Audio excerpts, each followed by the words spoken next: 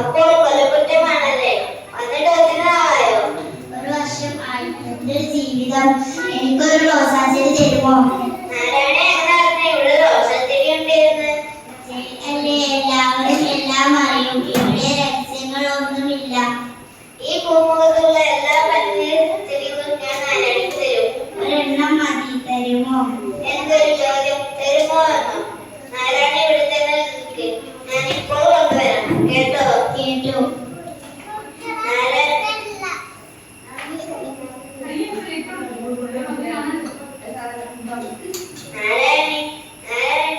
എന്തോ?